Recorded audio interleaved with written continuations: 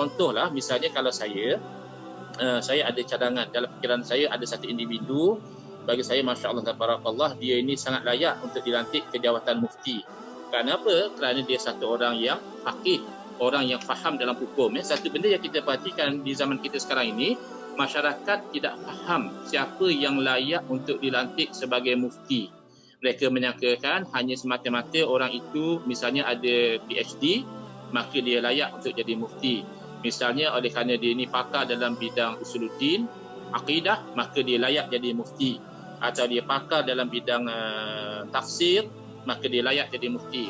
Atau dia ni ada kemahiran dalam bidang hadis, maka dia layak jadi mufti.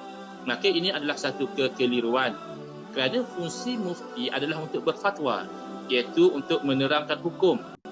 Bila fungsi mufti adalah untuk berfatwa, maka kriteria yang nombor satu yang perlu ada pada mana-mana mufti adalah dia ada malakatul fiqhiyah.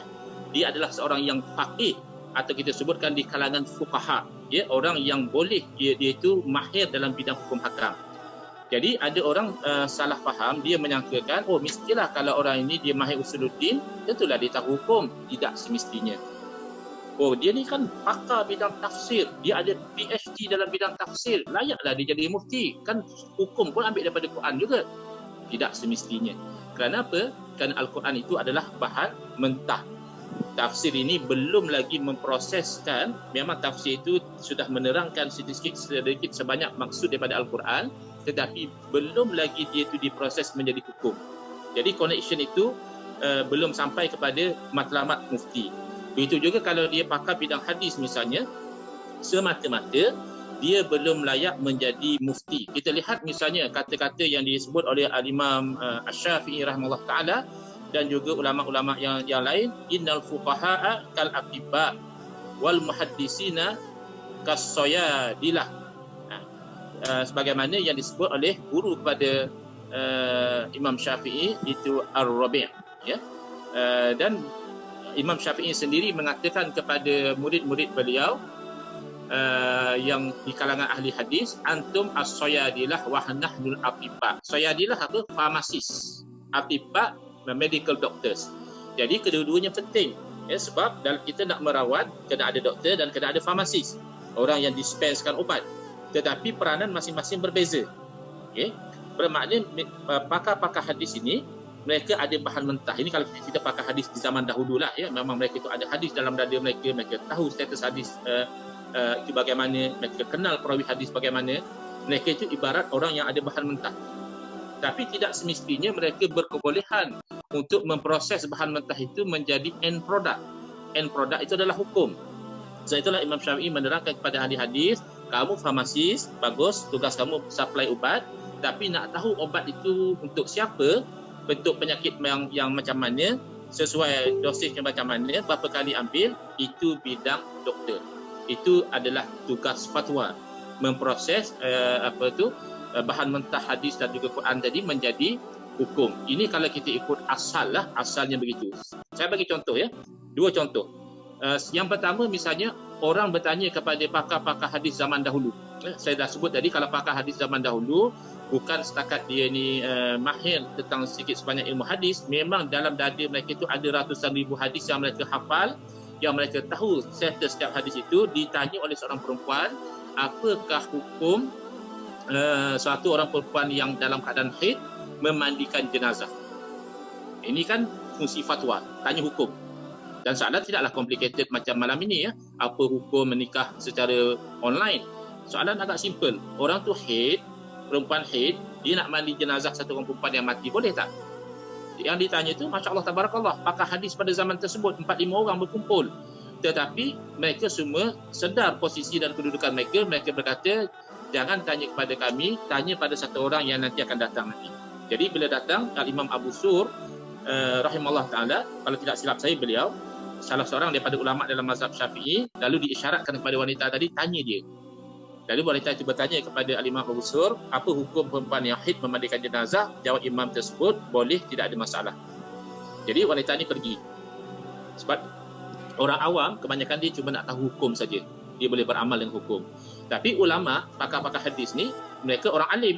Jadi mereka tertanya-tanya, apa yang menjadi dalil bahawa perempuan yang dalam keadaan haid boleh memandikan jenazah. Lalu bertanya kepada Imam Abu Sur, maaf Syekh, apakah sandaran fatwa kamu mengatakan perempuan haid boleh memandikan jenazah?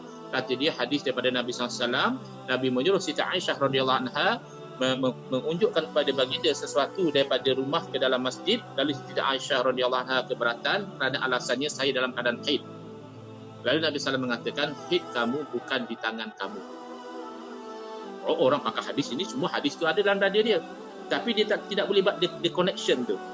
Jadi faqih, fuqaha yang buat connection, dia kata oleh kerana haid itu bukan di tangan dan memandikan jenazah itu kan dengan tangan, bermakna haid tidak memberi kesan kepada memandikan jenazah.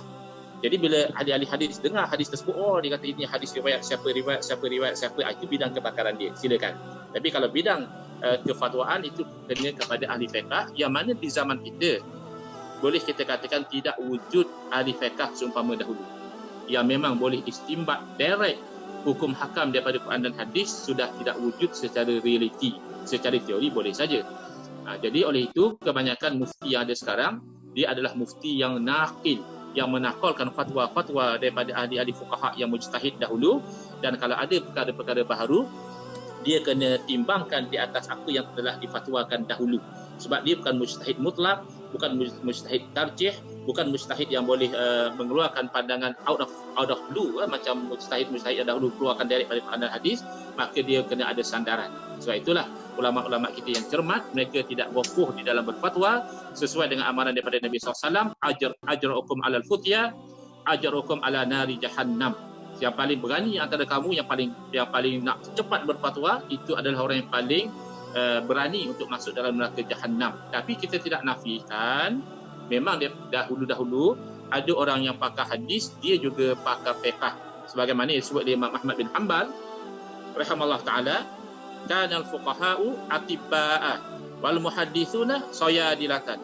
Wa ja'a Muhammad bin Idris Asy-Syafi'i tabiban saydalaniyan ma maqalatul uyun mislahu abada.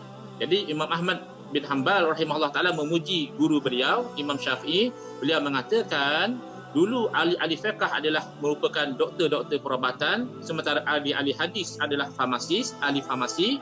Maka datanglah Muhammad ibn Idris Asy-Syafi'i rahimahullah ta'ala, dialah ahli pakar perubatan dan dia juga dalam masa yang sama adalah farmasis. Kerana dia adalah pakar hukum dan juga pakar hadis. Jadi itu jarang-jarang, ada bukan tidak ada, tapi jarang-jarang di zaman dahulu, apatah lagi di zaman kita. Maka perlu dilantik mufti yang faqih. Masing-masing ada pandangan siapa yang faqih. Kalau saya lah secara peribadi, yang saya lihat ada kefaqihan satu orang tokoh yang biasa bersiaran di radio ITV FM. Ini pandangan peribadi saya, mungkin tak disetujui oleh orang lain, dan saya pun tidak ada buat petition. Saya juga tidak ada buat cadangan dalam Facebook dan sebagainya. Adalah Al-Fadhil Ustaz Lutfi Muharram, yang kita lihat dia ada kepakaran yang sangat menonjol dalam bidang fiqh, dalam bidang hukum hakam, dan saya lihat dia sangat cermat di dalam nak mengatakan sesuatu hukum, dia sangat cermat. Jadi orang sebegini sekurang-kurangnya kalau di zaman kita ingin diangkat sebagai mufti, atau mungkin ada orang-orang seperti beliau, wallahu a'lam.